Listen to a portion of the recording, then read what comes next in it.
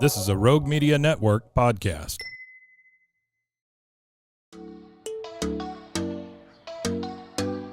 Welcome to Purpose Driven Sobriety.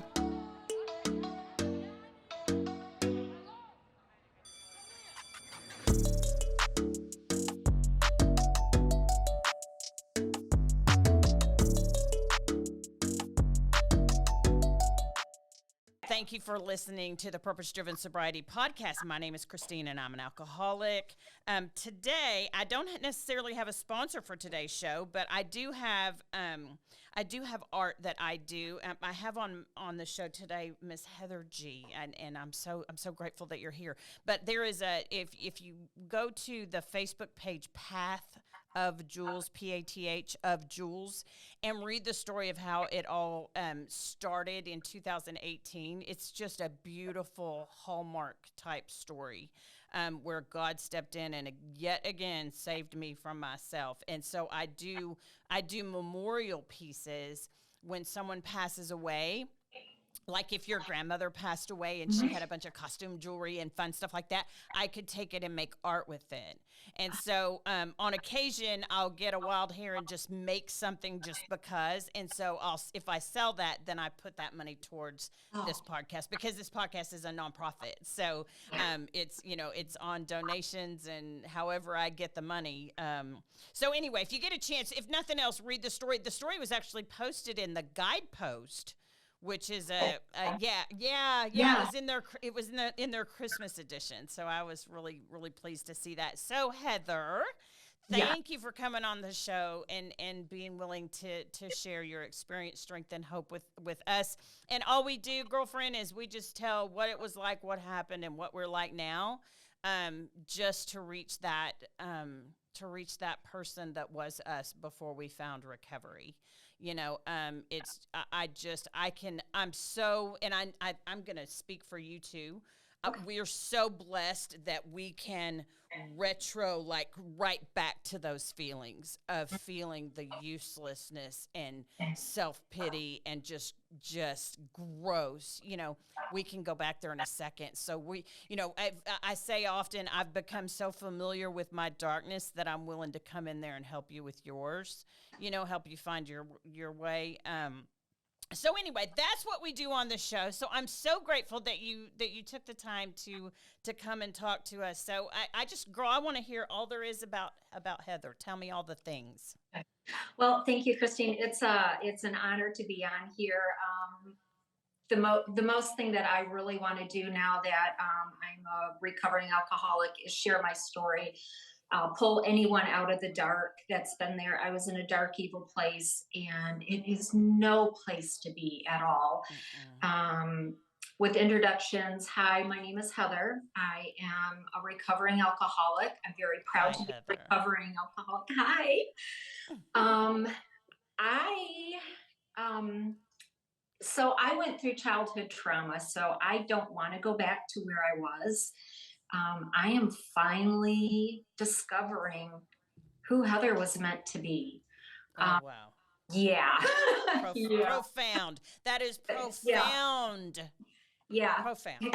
Yeah. And at almost 60, I'll tell you what, I'm going to live a long life because I've got a life to live now.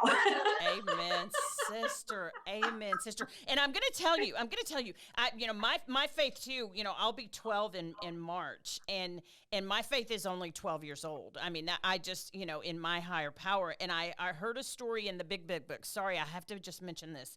And I can't. I'm still learning, right? I'm doing good to learn the big book, and not let alone the bigger book. But there was that one person who was about to die, and he went to God and said, "I'm not done. Please give me 15 more years. Just give me, I still have so much to do." So that made me think of that story when you said that. It's like, okay, God, now I can do some good stuff. Just keep me healthy, keep me going. And girl, I feel that to my bones when you said that. Yeah. Amen to that. So, genetics, environment, and my dad was in Vietnam. And that's when my life started. I was born in 1964. I was born into a very dysfunctional family. I was raised not the best, but not the worst either. There was no sexual abuse. As far as physical abuse, as my dad was in the Marines, he did beat me with a belt a lot. You know, it was back then, and that was what you did. You're in trouble, you got spanked. So the environment I was raised in, Vietnam really affected my dad. I never really knew who my dad truly was. And he drank when he got out. Well, I'm sure he drank while he was in the Marines too, but to escape, like all alcoholics do, we use the DOC, addicts do, to escape, to forget where they're at, what they've been through, anything like that, just to numb the pain. That's what my dad did. Unbeknownst to me, I didn't know he was an alcoholic until he abandoned us when I was a sophomore in high school. So going back to the childhood days, I do have an older biological sister. She is my evil sister, is what I call her. I have forgiven her from the past, but I will never allow her in my life ever again. Even as a young child, she would do things to me. I would allow them because I didn't have any parental guidance. I just figured that's what you do. There were instances we lived in foothills in Virginia at that time, where we had friends that would come from Pennsylvania. And one night, Bill, the dad, came along with Robin, and Robin was age, and Robin and I were good friends. And, you know, we always loved getting together. Of course, you know, kids always do.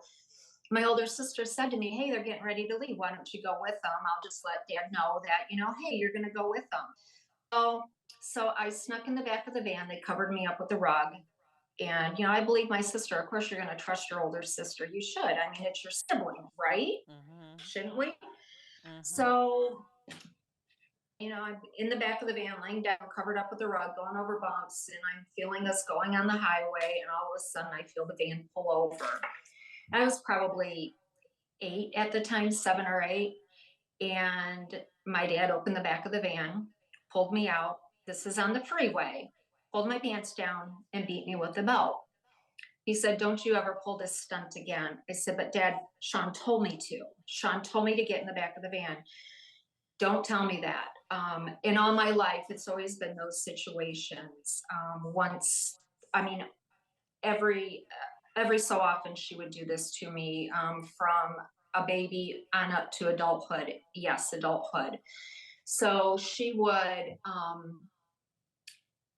create these circumstances where she said that she would cover me, and she wouldn't, and I would get in trouble. And again, the belt would come out, and she wouldn't save grace for me and say that it was her idea. So she always, I'm gonna say she didn't like me, and she always wanted the attention on her, and the attention was always on her. Whether it be shopping, she would get everything. Whether it would be the horses that we had, she would always have the better horse. She would always have this. Sean, you know, she came first with everything, and I was always the one in the back. I always felt like I never got noticed. I never got loved. Um, Guidance. I didn't know right from wrong. I had to learn that on my own. And trust me, it was a lot of wrong. I did a lot of wrong, because of that. So growing up, I just always felt that need that I wanted to be loved. I wanted somebody to love me. That's all I ever wanted in my life. So as the result of that, I found that drinking, people liked when people drank, you know, as kids, as teenagers, as adult. That's just what you do, you drink. And at first, I'm guessing I probably was fun, you know, in my younger years when I drank. As I got older, it was ugly. It was ugly, especially when I hit the whiskey. I was a mean bitch. Oh my gosh, watch out! And that is just not me. So My dad passed away in January of 2012. He got full honors. He was in the Marines. Um, my sister told me that, yeah, I'll call you and you can help me make arrangements. She kept it in secret. I finally found out when the service was at the National Cemetery in Augusta, Michigan, through one of my distant relatives. Oh, well, that's nice. So my daughter went with me. My daughter was probably 14 or 15 at the time, and we pull up to the little pavilion where they're doing the service, and so they could do the 21 gun salute. And I'm watching the Marines, the guards, walk up the sidewalk, usher down my nephews, my sister's boys, walk up the sidewalk, usher my sister and her husband down to sit, walk up the sidewalk. And they grabbed my mom and they ushered her. Now, mind you, my mom and dad had been divorced for years.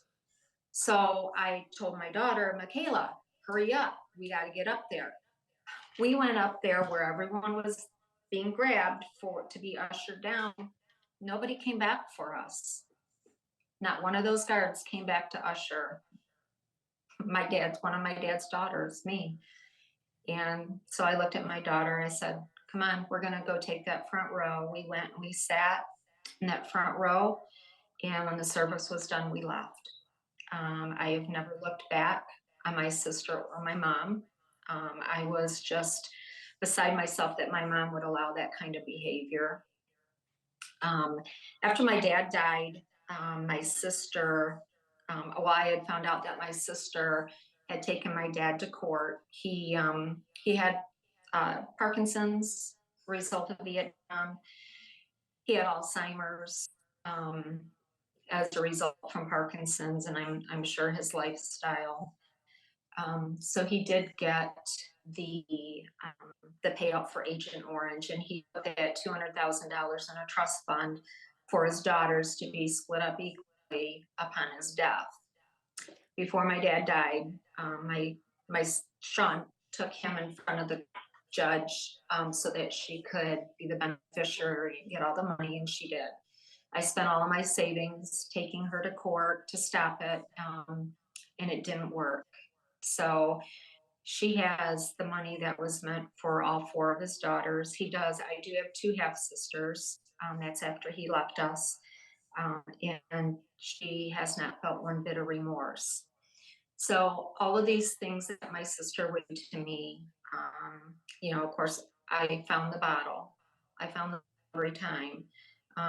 Being that I just wanted to, because when a daughter does something like that, the mom would say, whoa, put the brakes on. What are you doing? That's not right. My mom never did. She never did. My mom was all about the money. All she cared about was the prestige that money came. And since Sean was going to get quite a bit of money, she had to support that. So with that and not feeling loved, I also went into a lot of relationships that were wrong. And I went into them because I wanted to be loved.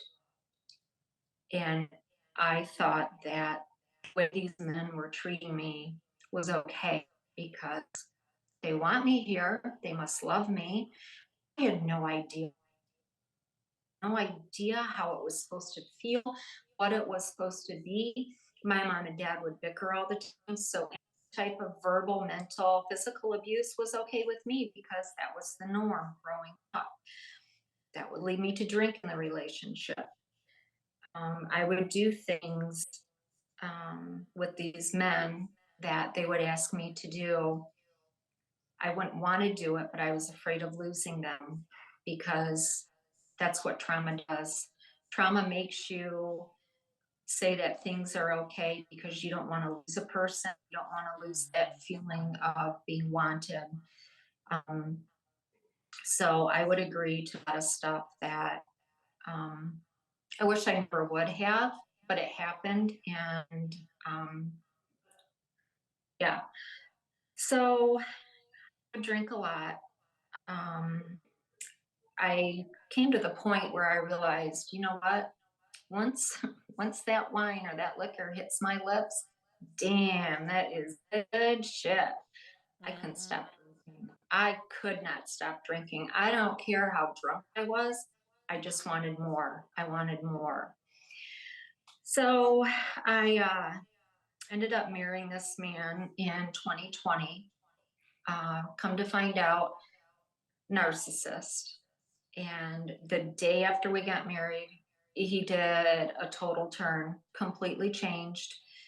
I went through a hell of a lot of emotional abuse, a hell of a lot of mental, and a hell of a lot of verbal abuse. Um, Through the years, my adult son, my adult daughter, with my grandchildren, they have written me out of their life. So I was in deep depression, which also caused me to drink. Um, my first pregnancy, 1985, I found out the week that of my due date that Brandon had died inside of me. So my first pregnancy at 21, I knew I had to deliver a stillborn. So I got a lot of depression from that. I had never gotten over. My husband at the time, I would be laying in bed and crying over this baby that I never got to know. And he would tell me, "Shut up, you have nothing to cry about." And so, with that, with my kids not wanting to have me in their life, um, my husband from 2020, we were arguing one evening in the living room. And he looked at me and he said, "No wonder your kids don't want anything to do with you." And Christine, that threw me even deeper into depression, anxiety, my trauma. Wow. Talk about a trigger. That was a huge trigger. So from that moment on, and that was about 6 months into our marriage, we were together after we were married for about 3 years. Um, I would do what's called nightstand drinking. I'd Mm. do my job at work. I'd leave work and I could choose between this liquor store, that liquor store, this liquor store. You know, you pick the liquor stores. You pick. I went to that one already yesterday. I can't go there again because they'll know I drank. So I Right. choose another one. Right? I know. It's crazy. Oh, it's so funny to look at it now. It's like, who does that? Me. Me. Oh my So, gosh. yeah. So I would get enough to drink on the way home while I was driving, get buzzed enough to where I kind of like at ease going into the house, knowing there was going to be some form of abuse. I would do what I needed to do to get ready for bed. Most of the nights I wouldn't even eat. And I would hide my liquor in my nightstand. I would be in the bed because I did not want to be at the house. I did not want to be around him. I would either be reading a book, which he would criticize me for all the time. Um, he and then I would drink, and it got to the point where I was drinking. I would black out, and I remember thinking, "Oh my god, I must have done that." Waking up the next morning and looking at something, going, "I must have done that." Funny, I don't remember doing that. And it's like, okay, Heather, you're blacking out. I even Googled it. What the hell does blackout mean? So I would drink enough to get drunk, black out, pass out. I'd wake up the next morning. I'd have to have a little bit, hair of the dog, make you feel better, start it all over again. So it got to be probably a year of that constant cycle, constant cycle. Um, and then I would even reach out to I'm going to call them, they were my good friends. And I'd say, "Hey, I think I'm an alcoholic." And you know what they would say to me? I don't think you are. I don't think you are. And I would explain to them, "Hey, this is what I'm doing." "Oh, no, you're not an alcoholic." That was me reaching out for help. And I didn't know Mm-hmm. what to do. So it got to the point where I hated where I lived. I hated my life. Um, there were even times during this period, even before 2020, where I never wanted to commit suicide because I'm probably the world's biggest chicken shit. I'm not going to shoot myself. I'm too afraid to. But I didn't know why I was living. I didn't know why I was even alive. I didn't have my kids. I didn't have my grandkids. Any man that I had ever been with treated me like shit. Growing up, I never had guidance. My parents never hugged me. They never told me they loved me. I was always pushed aside. And something inside of me, and honestly, I don't know what it was because if I kept telling myself, you know, if I drink so much tonight and I die, good, then it's over with. I don't have to deal with it anymore. I honestly didn't care if I died. I honestly didn't Mhm. care if I died. But something inside of me told me, Heather, you love people. You love being around people. You love life. You love living. And I thought to myself, well, self, yeah, I do, and I love to laugh, and I love people. And for some reason, I do, in the back of my mind, in the back of my heart, I want to live. So I started researching some recovery places. I'm more of a like a holistic person, and I found a place close to home. It's actually right around the corner from growing up as a teenager. And so I called them and I said, I think I'm an alcoholic and I know I'm in depression. I'm taking medication for it. I think I want to come. And so they asked me a lot of questions and I answered them and they said, yes, we only deal with co occurring diseases and you have alcoholism and depression. So you do qualify. And I wanted to get my affairs in order. So I said, okay, I set it up for 2 weeks after that phone call where I would go in. Um, and it was the best decision I have ever made in my life. So while I was in the recovery facility, Skywood Recovery in Augusta, I learned that I did have childhood trauma. I didn't know that all those years of drinking. I had no clue. Um, I realized that um, the trauma, the depression I felt over losing my baby. Um, I've never shared this publicly with anyone until I was in recovery.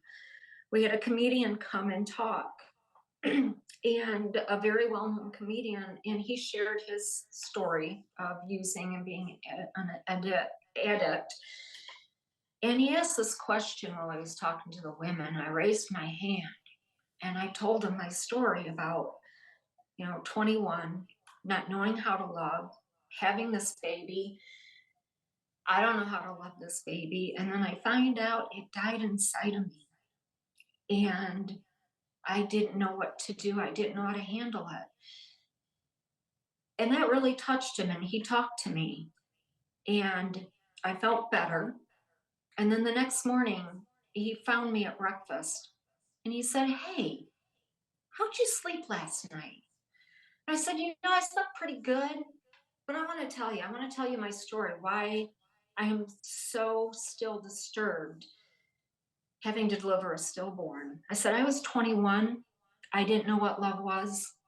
I had no idea how to love anything at all. After I delivered Brandon, the nurses asked me, Do you want to hold on to him? And I said, No. I was afraid to. And I had regretted that ever since. And I shared that with Mark, the comedian, and he said to me, Oh dear. He said, You held that child for 9 months. You gave that child the best life it could have while it was on this earth. It was never sick. It didn't know violence. It didn't know all the shit we have to go through. He goes, when you delivered that baby, you gave that baby its wings, and it went right from earth up to heaven. And it's never known anything negative. And let me tell you, that helped me so much. There was so much that I healed from in recovery. I got out while I was in recovery, the facility. There was so much that I learned what love really is, what childhood trauma is, how to handle situations, how to create boundaries, coping skills. It was just so phenomenal. I am so grateful I did that for myself and for the people that are in my life now. Because otherwise I'd probably end up shitting on them. And right now I have the most beautiful people in my life, and I wouldn't trade that for the world. So while I was in the recovery facility, I saw people from all walks of life. I saw people that were homeless. I saw people that were highly educated therapists, school teachers, lawyers. And I just sat back one day and I thought, we all come from different walks of life. We have that one bond that creates such a strong hold amongst all of us. We're seeking help and we want help. We have that bond. And I thought to myself, by God, if I could share my story with just one person and help just one person, you know what a glory that would be? I don't ever want anyone to be in such a dark, evil place and be so afraid, not, how the hell am I going to get out of it? How am I going to leave my husband that's a narcissist and publicly shames me in front of strangers, in front of my family? How am I going to get out? Because I sure can't afford it. Well, guess what? I'm not buying all this liquor and booze all the time. So yeah, I can afford to get out. I'm out on my own as of August 10th of last year. And I'll be damned, I can afford it. I'm not buying all that booze and liquor. And I'm now able to help people that are in the same situation that I was, whether it be drugs, alcohol, anything like that. And that is my purpose-driven sobriety. The God's honest truth. I go every week to Skywood and I facilitate a recovery Dharma meeting now for the residents there. On Friday evenings, I do a recovery Dharma Zoom meeting for the alumni, the people that have transitioned out of there. And I share my story with a lot of people. Isn't that what we want? We want people to be healed, to know what life really can be like. Absolutely. We have to share our story. I mean, we just I don't know. We just have to. You can't, when you've received the gift of recovery, I think that it's on a spiritual, subconscious level that you realize you can't hold on to that if you don't give it away, and I love what you said about you go back in and talk to the folks in, it's one of those things that when I can pause and look back on my life of all of the things that have happened, like similar to what you described in recovery, in that light, all of that and my life makes sense. Mm-hmm. It makes sense. And I can share that with another person that is still so far down in that pit that they can't see the light of day. Yeah. Yeah. For sure. So my intake day was May 11th, 2023, and I have not looked back. I have not looked back and thought, I want to drink again. I've looked back and thought, I never want to be there again. I have never had any cravings. I am on naltrexone for the cravings. Um, but I am only looking forward, and I'm looking forward so that I can someday be with my kids and my grandkids again. Um, I look forward to that day, and I do see that happening. Um, I look forward to helping other people. Um, I just feel that is my purpose right now, is to reach out to other people. Mm-hmm. Yeah, yeah. I do attend a couple meetings for myself. Um, so I am giving myself self-care, self-love still. So it's that equal balance, helping others while also helping myself. So I think that's really important because we can lose sight. We can be so bent up on, I've got to help others, I've got to help others, but we first and foremost have to help ourselves, or we're not going to Well, be it's for those other yeah, people. exactly. And Yeah. that's the analogy that I use a lot with like with sponsees and stuff. It's like, Mhm. okay, when you're on an airplane, right, Yeah. and it's flight attendants, I was trying to think what they're called these days. The flight attendants are giving the instructions of when the oxygen, if and when an oxygen mask falls down from the ceiling, what are you supposed to do first? You first. You Yeah. put it on yourself first. Because if you're with a child and you haven't taken care of yourself first, you're not capable of taking care of others if you Yeah. haven't taken care of yourself first. And I Yeah. wholeheartedly hear you. You know, I have I'd gotten into this podcast, and I'm very active in the recovery community, and I still get to go to 2 AA meetings a week, because that's where I belong. Yeah. You know, for the first time in my life, 12 years ago, I walked into a place where I wasn't I wasn't there to fit in. I belonged, Yes. and that's a night and day difference.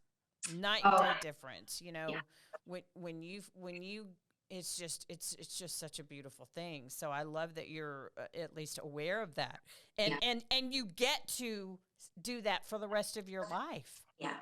Yeah. My long You know, life. My long life. yes, yeah, amen, sister. Yeah, there is a solution. There is a solution, and you get to keep that. Now, you know, you stop taking the air quote medicine, which is, you know, working a program and being accountable for yourself and helping others. You stop doing that, the disease comes back. I'm sorry, but 100% of the time, when Yes. someone has relapsed, at least in the 12 years that I've been sober, and I've been able to say, what happened? They quit doing the deal. They quit. They quit doing something, and Yes. then the disease comes back, and everybody's shocked. And it's like, no, it's very simple. It's very Yeah. simple. Yeah. Go back to doing what got you sober to begin with, right? Yes. Go back to back to basics is Mhm. what that's how I sponsor women, is the Wally P book, Back to Basics. It's like, you know, let's stop trying to fluff the situation there, you know, Yeah. just keep it simple. Stupid, I think, is one of our sayings, you know. Yeah. Because I personally, I can try to complicate things. Mhm. You know, I try to decorate. I try to, you know, make it softer, make it, you know, and it's like, no, what, you know, yeah, anyway, I think that people are dying from that. How do you start your day every morning? I start my day by hitting snooze. Oh, I get up, I have my cup of coffee. I've got to have my coffee first thing. And then I do a meditation, morning meditation, just to quiet myself a little bit, to get my focus going for the day. I've got a darling little kitty, and we play together for a little bit because, I leave her during the day. I feel bad. Um, I do read from several, like either a recovery Dharma book, or I have some Thich Nhat Hanh books. The one I'm reading right now is How to Walk. I'm also reading No Mud, No Lotus, and I'll read some passages in those. I have two girlfriends that are sober now. They are recovering, and we share quotes in the morning because all of us read in the morning. We'll share quotes with one another. We will tell each other, hey, I'm proud of you. I know that right now you're going through this troubling time in your life. And I want you to know that I'm proud of you for staying sober. I'm proud of you for sticking through it. And girlfriend, I am here for you, whatever you need. And then I get ready for work and I come to work. That's how I start my day. Okay. Yeah. How's the relationship with your kids? So I am texting with my son. He has high anxiety, and we've tried to meet a couple times. And he'll text me and he'll say, "Mom, I can't do it right now. My anxiety's too high." So that's why I say I know that someday it is going to happen. That relationship is going to be bonded again. But it's going to take time. It's going to Sure. take time, and I'm willing to take that time. I did reach out to him and I told him that I do want to make amends with him. Um, to do it right now, I think it would cause him more harm. And we're not supposed to do that if it's going to cause anyone harm. Yes, ma'am. So, yeah, so I'm very, very careful on that. My daughter, we still do not have a connection. So, someday we will. Well, you know what, and thank you for being vulnerable and sharing that with me because I have 5 adult children, right? And not all, I have a beautiful relationship with my daughter who basically went through recovery with me. She's not one of us, but she lives and breathes the 12 steps. There is occasion where she'll actually program me, and go, "Mom, do you have control over that?" And I'm like, "Shh, you're not my sponsor." Um, but and my boys, I have a healthy, decent relationship with them. They're married with, and so certain things haven't gone the way that I wanted them to. But one thing, and I'll tell you, I love that I never get it. I'm not going to get a diploma from Alcoholics Anonymous, right? I don't get a letter of achievement. I am forever learning, and the latest thing that I'm learning is to hold space. The relationship didn't get where it is overnight, and it's not going to get better overnight. And what I need to do is I need to give the grace that I need to receive. Exactly. I need to hold space for them to because here's the deal. This life is not a team sport. I am not, I hope to see them in heaven someday, but I'm not going to heaven with my children. I'm not going to heaven with my husband. This is an individual race, this life, and I was on my path, which right now I can look back. And honestly, I think my kids would say the same thing. So I'm saying this to you basically to give you the hope that, my kids, if they were lined up, would say that they would not take a day of it back because I wouldn't be the person that I am today had I not. They're aware of that. It doesn't change the hurts and the hangups, but I know that just as I was on my path, they're on theirs. And I have to allow them. Here's one of the things that my sponsor said, because what I wanted to do is I wanted to go to them on March 14th, 2012 and go, "I'm sober. We can have a relationship now. Look, it's me. I'm here. Yay." And that's what I wanted to do. But my sponsor was like, "Yeah, we're not going to do that, because that's almost offensive in that there is a history that, so that's why in I practice AA, that's why there are steps and that's why they're numbered, right? Yes. So we're going to do this for right now, and we're just going to hold space, and we're going to stay out of God's way. And that hit me, Heather, like a ton of bricks.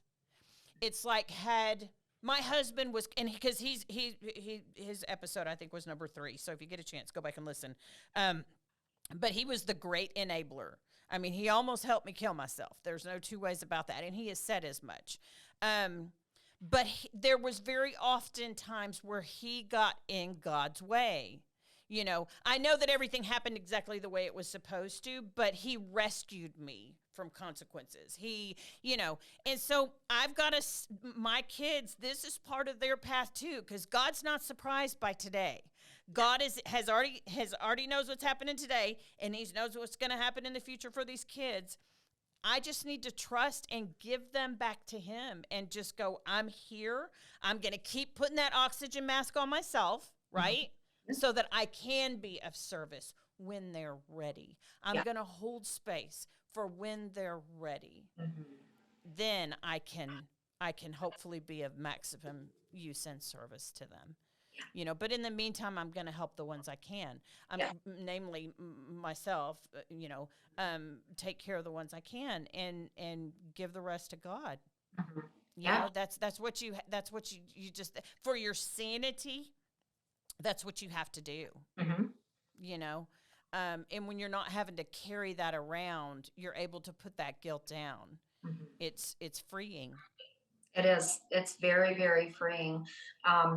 They say that you can't feel the goodness unless you have the pain.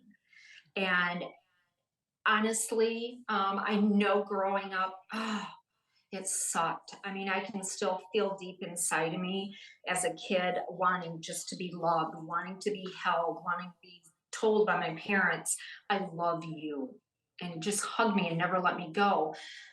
But, I wouldn't trade what I went through, because the goodness that I feel now, it's amazing.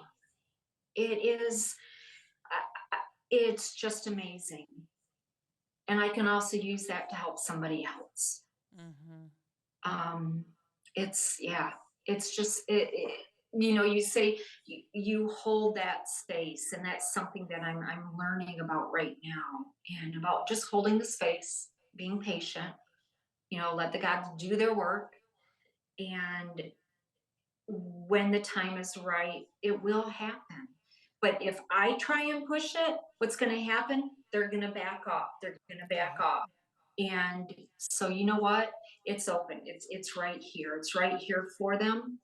And in the meantime, I'm going to continue making myself a better person, educating myself on life, on how to love. That is, I think, one of life's greatest mysteries is how to love. And Well, yeah, we just and it's clichéic, but it's true. Yeah. Our tests become our testimony. Yeah. And not wasting those hurts, and sharing them for the Yes. benefit of others.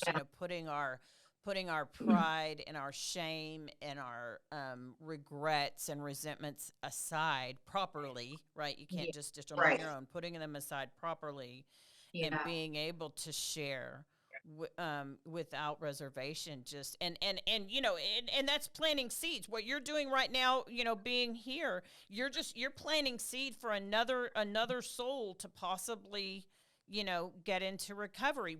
All we can do is plant and water. We got to leave the growing to God, right? I mean, we just, on that real quick, I'm going to tell off on myself. About 4 years ago, Rick and I went to South Carolina, where I was born. I live in Waco, Texas. And I had found a seed, and I can't remember what tree or plant the seed was for. I'll just be honest. But I wrapped it up in a wet paper towel, put it in a Ziploc, and I carried it all the way back home, traveled all the way back home with it, and I planted it in I looked it up first. I had to put it in the refrigerator for like 7 days or something, and then take it out and put it into this, and then plant it. And then it was going to grow. So fast forward about a month and a half or so. And I mean, because I would go out there once a week and dribble water in it, and do all the things. I found myself, Heather, I literally dug it up to see if it was growing. Oh, no.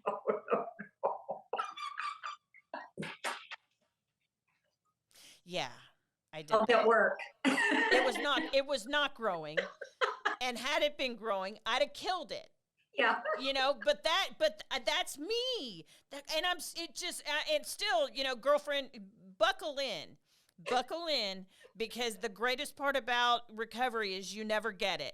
You never just get it. You're always learning. You're always growing. You're always moving. And I'm still that way. I still want to go dig up that seed I planted with that person and go, what'd you learn? How you do? And it's like, God's like, would you knock it off? Stop it. You plant the seed, then walk away. And I don't do, I'm better than I was, but I still want to dig it up and see if it's growing. Yeah. It's like when you give a gift to somebody, it's theirs. What they do with it, if they don't like it, they can throw it away. It becomes theirs. That's right. That gift is theirs. It's up to them to do with it what they want. Yeah. Right. That's a very good analogy. Yeah. Very good analogy. Well, I'm so grateful that you agreed to come on and talk to me. We just have to keep marching and just keep doing the deal and sharing the hope. That's the one thing that was completely void in my life was hope. Yeah. I had no hope for anything. Not for you, not for me, not for the world. The hell, world was going to hell in a handbasket, and what was the use? And I'm complete polar opposite now. Joy. Yeah. I'm a joy dealer. I want people to see that there is light. You just have to keep going towards it. And it's not a freight train that's going to run you over. Right. Right. Yeah. It's a good thing. It is. I'm very grateful for everything that I went through. It's making me into a better person. And for that, I'm very grateful for. I love learning. Oh my gosh, I love the meetings so much. I try not to miss any of the meetings because, oh my gosh, I always learn something. And you always feel like, I don't know if you feel this way, but sometimes it's just like, oh my gosh, I just had an epiphany. Mm-hmm. Or I'm even taller, I think, when I come out of there. Yeah. I'm not keeping my head. I actually feel taller and stronger. Absolutely. Yeah. Absolutely. Yeah. I really appreciate you allowing me to come on today to share my story. And knowing some of your story. Wow. Good job, girl. It's been a journey. Yeah. It's been a journey. Yeah. And just, man, journal, write everything down, that's happening, with you being so new into recovery. Just take it all in, and just the nuggets that you get, that just, it's such a beautiful life. And, we can sit here and go, I wished I'd have gotten into recovery when I was in my 30s, or no. It happened exactly when it was supposed to be of maximum benefit to others. Yeah. Yes. And we just have to keep on doing the deal. Yeah, we do. Awesome. Thank you for being on the show, sweetheart. Stay in touch. Thank you. I will. Thank you so much. Have a beautiful. All right. You as well. Thank you for listening to the Purpose Driven Sobriety Podcast. Thanks for listening to Purpose Driven Sobriety. Keep coming back.